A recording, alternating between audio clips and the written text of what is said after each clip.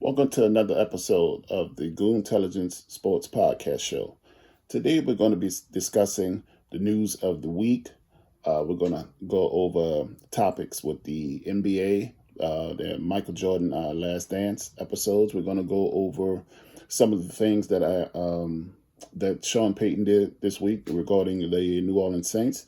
And we're also going to touch on some of the more recent news today with Leonard Fournette's option for a fifth year not being picked up by the Jacksonville Jaguars.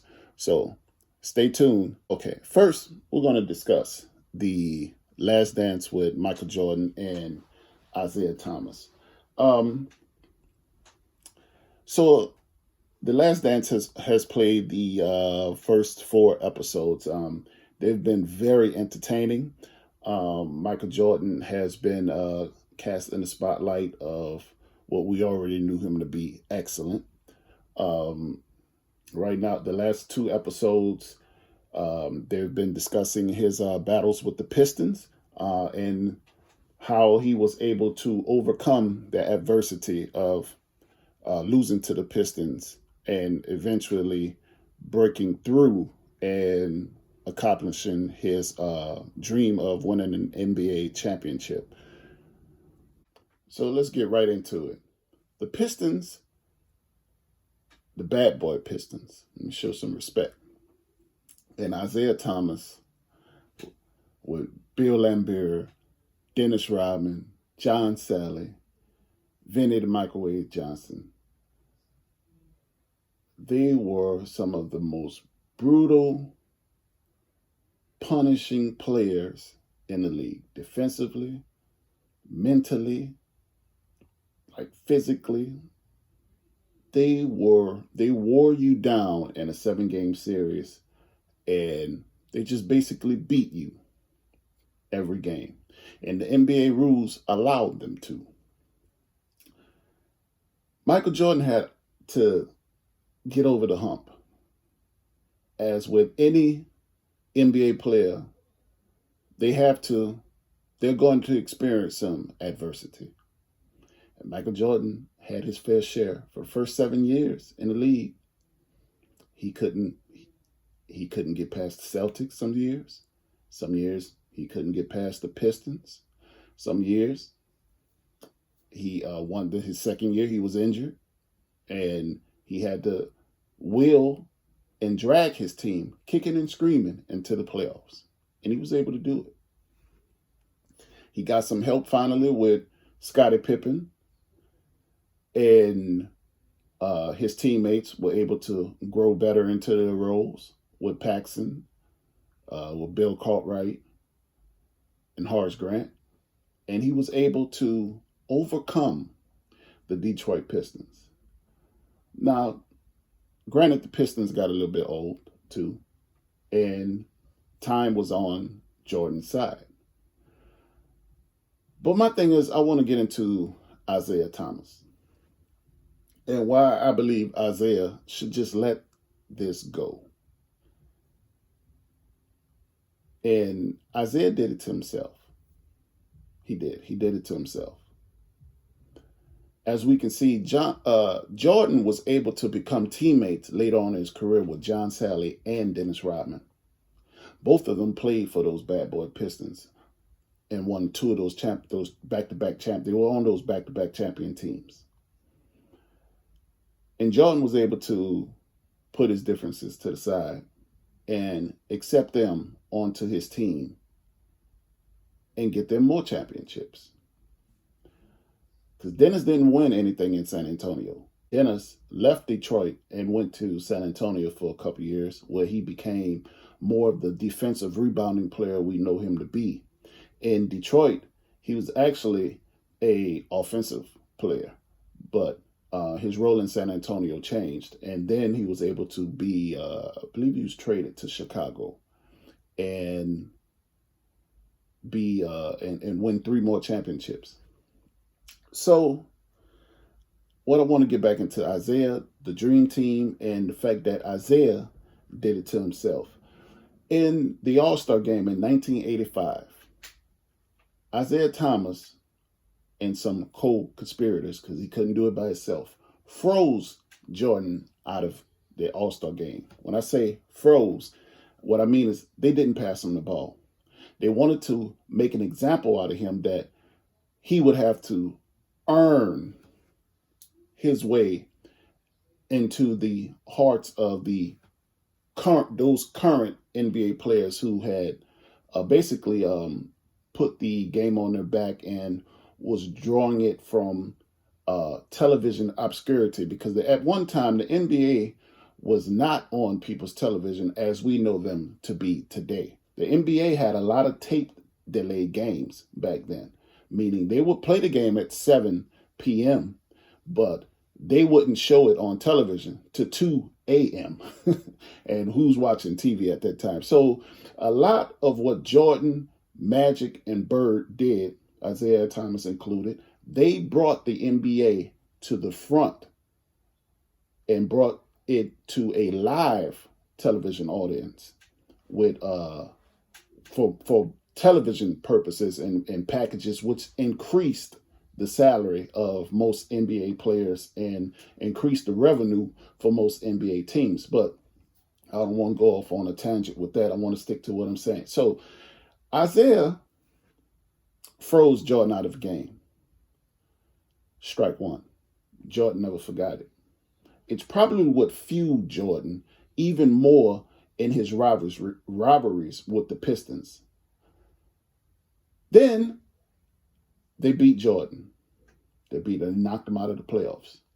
Jordan, being a good competitor, a good sportsman, shook hands with the Pistons, congratulated them to go all the way, and wished them the best of luck to win a championship. But when the Rabbit had the gun, Isaiah Thomas, Bill Laimbeer and company did not shake Jordan's hands. They walked straight past him. It looked kind of cowardly on television when they showed it back. And Jordan never forgot it. So rolls around 1992, the Dream Team. And Jordan at this time is the biggest basketball player in the league. In the world, Craig. Biggest basketball player in the world, Craig. Number one basketball player. And if you remember, in 1988, the USA men's Olympic basketball team finished with maybe bronze.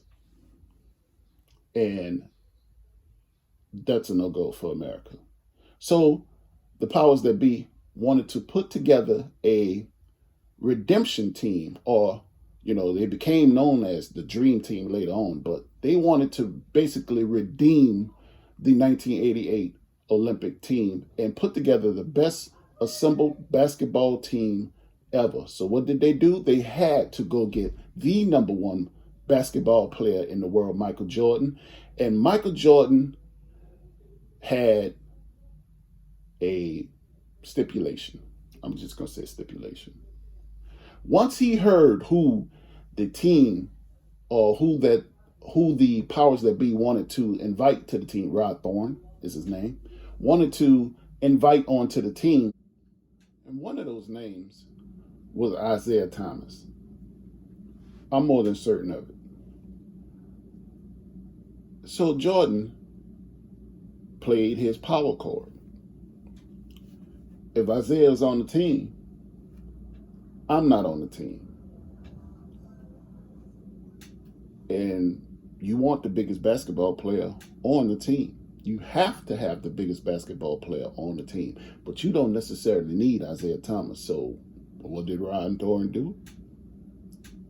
He put a line through Isaiah Thomas? Nay. Simple as that. And the Dream Team was born.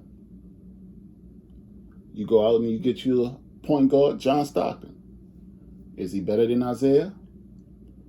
Not scoring wise. Team chemistry wise, maybe. He's going to be a pass first player. You're not going to have all the turmoil on the team, because Isaiah burned a lot of bridges in the league, except with Magic Johnson. That's his best friend. But You don't necessarily need Isaiah on the dream team, especially when you're trying to get Jordan. But I want to go into the quote that Isaiah Thomas released this week regarding Jordan being his fourth best player that he's ever faced. Now, here's the thing about it. Right now, I'm going to lean towards Isaiah's perspective. You know, this is all opinion. This is his top four. It's not mine. It's his, right? So I'm going to break down what he's saying, and I kind of, sort of agree. He goes on to say about Jordan being, or why he ranks Jordan as his fourth best. He says, when you put Jordan and his basketball team in the 80s, they weren't a very successful team. They just weren't. When you talk about Jordan and his team dominating, they dominated the 90s. But when you put him with the Lakers teams and the Piston teams and those Celtic teams, they all beat him. They just did. What separated Jordan from all of us was he was the first one to three-peat. But he didn't three-peat against Magic, Larry, and Dr. J. What Isaiah is saying is true. But like I said on one of my other videos, context matters. And he put it in context. He put it in context. He said, when you put Jordan's basketball teams, the teams he played on, the Chicago Bulls, in the 80s, they weren't a very successful team. That is very true. Let's just look at it from the 80s. Jordan came into the league in 1984. He did not come into the league in 1990. Jordan had played 7 years before he won an NBA championship. These are just facts. His team in the 80s could not beat the Celtics teams. They could not. They were eliminated every single time. His team could not beat the Lakers teams. His team could not beat the Pistons in the 80s. These are just facts that Isaiah is saying. They're also context. So when you put his team in the 80s, they weren't very successful. The teams that were successful in the 80s are the LA Lakers and the Boston Celtics. And the Pistons closed out the decade. Coming into the 90s, that's when Jordan took over. Jordan team very much so dominated the 90s. They won 6 of the 10 championships in the 90s. 6. Houston won 2, and the Spurs won the last. These are just facts. So when you say Jordan, actually, so we're going to go 90 because that's the Pistons. If we're going to include 1990, we've got to go with the Pistons. The Pistons won 1990. The Chicago Bulls won 1991, 92, and 93 seasons. The Houston Rockets won 94 and 95. The Bulls, when Jordan came back, won 96, 97, and 98. And 1999 was the San Antonio Spurs. So when we're going to go into the 90s, Jordan really dominated the 90s. They really did. So what Isaiah is saying is very true. I'm going to cut him some slack on that because he had to go through the opposition of the Celtics to get his championship. He did not have to go through the Bulls. The Bulls had to go through him.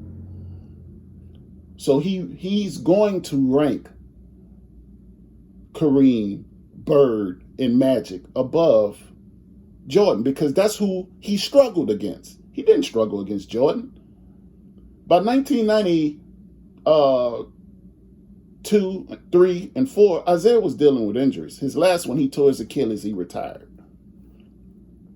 But he didn't have to struggle, but he didn't struggle with Jordan in his prominent years when he had a team.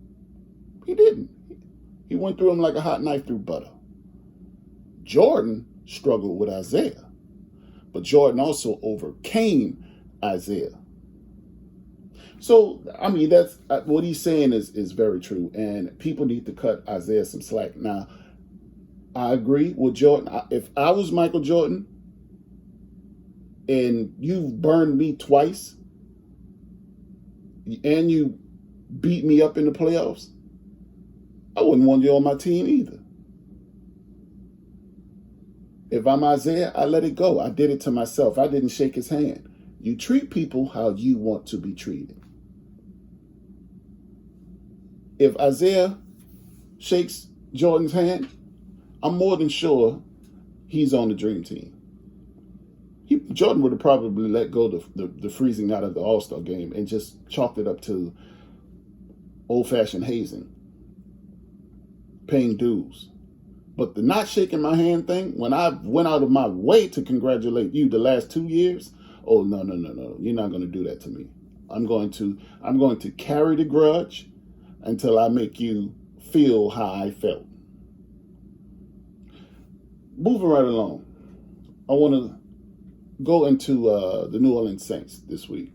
This week, Sean Payton gave out a tidbit on his 7th round draft pick of Tommy Stevens. He talks about how Carolina wanted Tommy Stevens and that the Saints and Carolina were negotiating to get Tommy Stevens with a undrafted rookie contract. And Tommy had already given his word to Joe Brady, who he has rapport with from Penn State. When Brady was a graduate assistant at Penn State and Tommy Stevens was a freshman, they worked together, and Tommy was doing what we call the Taysom Hill role that is now. He was lining up at H-back, tight end, wide receiver, quarterback, playing all type of positions. So Carolina more than likely had that mold for Tommy Stevens. But Sean, being that he created that role, he wanted Tommy too. And Tommy had already given his word to Joe that he would sign with the Carolina Panthers. So Sean, being the person that he is, the aggressive person that he is, just couldn't say no and traded away his 6th round draft pick, I believe a 6 and a 7 from next year's draft, to move back into the 7th round to draft Tommy. And Sean, quote unquote, text Tommy and his agent, "I'm tired of asking, I'm taking." Sean is a very aggressive person by nature. We see it in his play calling. We see it in the way that he handles with personnel decisions, trading up in the draft every year, or just basically how he maneuvers himself around it. Like, he's very aggressive, very, very aggressive. And if you are going to not be in on some of his aggressiveness, then you really don't really like Sean Payton. Once I heard what Sean wanted to do with Tommy, it kind of softened my stance on the draft pick of Tommy, because he sees Tommy as a Taysom Hill 2.0, right? At a certain time, the Saints are going to have to make a decision on if Taysom Hill is going to be the quarterback of the future, or is he going to stay in the role of being a utility player. So if Taysom becomes the Saints starting quarterback, you have a replacement at that utility player position in Tommy Stevens. He's basically the backup to Taysom Hill right now. And I don't see a problem with that. I mean, the Saints offense right now is predicated on getting Taysom touches And Taysom is explosive. Taysom almost dragged the Saints into the second round of the playoffs by himself. So, hey, they paid Taysom $8 million or $16 million, something like that. They gave Taysom a whole lot of money. I think he's worth it.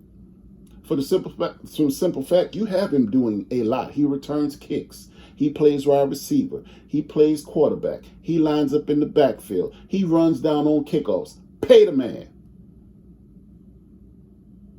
And don't cry about it. Pay the man. But what Sean wanted to do, I'm with it. A lot of people think I don't like Sean Payton. That couldn't be further from the truth. I am just a critic of Sean. Some of the stuff he does, I don't necessarily agree with. Some of the things he do, I wholeheartedly agree with. I am 50-50 on Sean. When I think he does wrong, I try to hold him accountable. When he does right, I make sure I give him his praise. Moving along to our next subject, Leonard Fournette, fifth option, is not being picked up by the Jacksonville Jaguars. Essentially making Leonard, or putting Leonard on a prove-it year. And Leonard potentially has the opportunity to become a free agent after this season. And my thoughts on that is this. If I'm Leonard Fournette, I wholeheartedly welcome the opportunity to go play somewhere else. The Jacksonville Jaguars aren't in a position to contest for any championships. And you're damn sure not going to be able to contest for any championships without Leonard Fournette. Leonard Fournette is possibly a top 10 running back in the league. Let's just think, let's analyze this from a player's perspective with the Jacksonville Jaguars. Nobody wants to play there. Why doesn't anybody want to play there? Because your front office is trash. The way you treat the players is trash. And I thought all of this was just with Tom Coughlin. Obviously, it's not. It goes beyond Tom. And the Jacksonville Jaguars did themselves a favor and fired Tom. But the problems look like they still exist. Who's making the decision not to give Leonard his fifth option? What has Leonard done not to deserve a fifth option? What hasn't he done?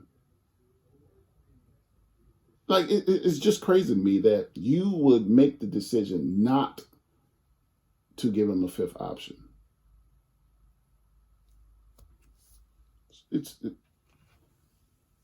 What you're doing is going to cost you in the end.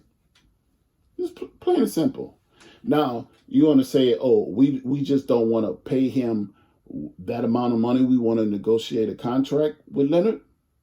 We're going to see. We're going to see. But if I'm Leonard Fournette, I welcome the opportunity. The season couldn't start fast enough and end quick enough for me to get up out of Jacksonville. It could not end fast enough. I would be on the first thing smoking out of town and wouldn't look back. Put Jacksonville in my rearview.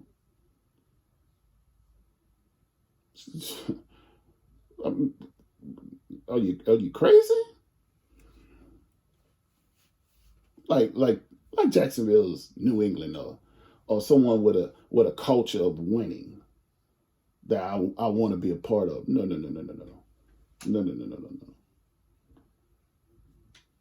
Also, the Cincinnati Bengals decided to release Andy Dalton. I think Andy Dalton is a good option for a backup quarterback in somebody's system. I think it's kind of messed up that they released him so late, because right now everybody pretty much has their backup and starting quarterback on their roster who they want to compete for a job. Had Cincinnati, because they knew they were taking Joe Burrow, had Cincinnati released Andy Dalton in, let's say, March, or when free agency first started, I think Chicago was a destination for Andy. But Chicago since has traded for Nick Foles, and I'm sure they're set at quarterback. Andy Dalton could go to Jacksonville and compete there for a quarterback position with Gardner Minshew. I think he'll win it, but nobody wants to play in Jacksonville. Period. Point blank. So that's our time for today. I hope you enjoyed the show. If you have a difference of opinion, let me know in the comments section. Please, if this is your first time watching the video, subscribe. I have videos at least 2 to 3 times a week. I appreciate your time, and thanks for tuning in. You could have been watching any other video on YouTube, but you decided to watch mine. I appreciate it. Thank y'all. God bless.